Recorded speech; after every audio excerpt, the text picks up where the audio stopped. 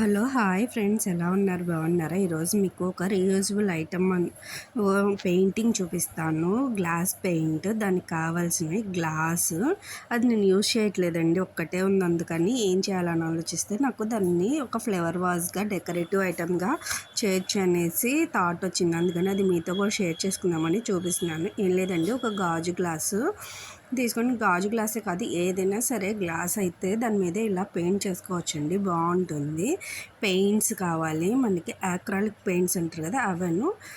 ఇంకా మనం glass clean చేసుకోవడానికి ఒక టిష్యూ తీసుకోవాలి, బ్రష్, పెయింట్ వేయడానికి బ్రష్, కొంచెం వాటర్ అండి. నా దగ్గర ఇది గ్లాస్ క్లీన్ చేయడానికి మా వారిది ఈ స్ప్రే ఉంటుంది కదండి, ల్యాప్టాప్స్, టీవీ అవి క్లీన్ చేసుకునే స్ప్రే, దాంతో నేను క్లీన్ చేస్తున్నాను.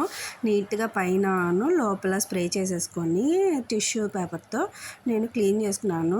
డస్ట్ అది లేకుండా చూసుకోవాలండి మనం, ముందు నీట్గా క్లీన్గా ఉండాలి. మీ దగ్గర ఇది లిక్విడ్ లేకపోయినా నార్మల్ టిష్యూతో మనము నార్మల్ టిష్యూ అయినా యూజ్ చేయొచ్చండి. ఇంకా గ్లాస్ పెయింటింగ్కి మనం ఫస్ట్ బేస్ తీసుకోవాలి. నా దగ్గర అసలు లేదండి పెయింటింగ్స్, అయితే ఎక్కడో వెతకంగా దొరికినాయి. అయితే ఇంకా అందులోనే కొంచెం వైట్ కలర్ పెయింట్ ఉండి, ఇంకా దాంట్లో కొంచెం వాటర్ కూడా యాడ్ చేసేసి నేను గ్లాస్కి పెయింట్ వేసినాను. ఫస్ట్ బేస్ అనేది వేసుకోవాలండి, ఎందుకంటే అది గ్లాస్ కాబట్టి మనం డైరెక్ట్ పెయింట్ వేస్తే అంత బాగా లుక్ రాదు, బాగా కనిపించదు. ఇప్పుడు ఇలా మనం బేస్ అనేది వైట్ వేసేసి తర్వాత మనం ఏ కలర్స్ వాడాలనుకుంటున్నామో ఆ కలర్స్ అయితే యూస్ చేయొచ్చు. నా దగ్గర ఉన్నాయి అయితే ఎల్లో అండ్ రెడ్, వాటితోటి నేను ఇప్పుడు ఈ పెయింట్ అనేది వేస్తున్నానండి. మీ దగ్గర ఏ కలర్స్ ఉంటే మీ క్రియేటివిటీకి తగ్గట్టు మీరు గ్లాస్ని అనేది డెకోర్ చేసుకోవచ్చండి. నాకైతే ఇలా చేయాలనిపించింది, నా దగ్గర ఉన్న వాటితో సింపుల్గా ఈజీగా అయిపోయేటట్టు. అందుకని నేను ఫస్ట్ బేస్ అయితే కంప్లీట్ చేసేసానండి. అది ఒక 10 to 15 minutes పక్కన పెట్టేశాను. పక్కన పెట్టేస్తే ఆరిపోయింది. దానికి ఒక థ్రెడ్ ఎందుకు కట్టానంటే, నేను ఈక్వల్గా రెండు పెయింట్స్ వేయాలనుకుంటున్నాను కాబట్టి అలా ఈక్వల్ పార్టీషన్ కోసం అని నేను థ్రెడ్ కట్టాను.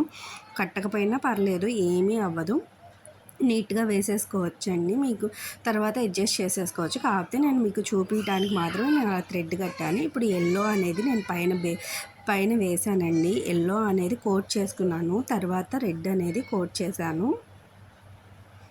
ఏ పెయింట్ అయినా యూజ్ చేసేటప్పుడు కొంచెం వాటర్ అనేది యాడ్ చేసుకోవాలండి. అది థిక్గా ఉంటుంది కాబట్టి కొంచెం మన బ్రష్కి అనుకూలంగా మనకి గ్లాస్ మీద స్ప్రెడ్ అయ్యేటట్టు మనమైతే ఇలా వైట్గా పెయింట్లో కొద్దిగా అంటే కొంచెం ఫ్యూ డ్రాప్స్ వాటర్ అనేది వేసేసి కలిపేసి మనం ఇలా తీసుకోవాలండి.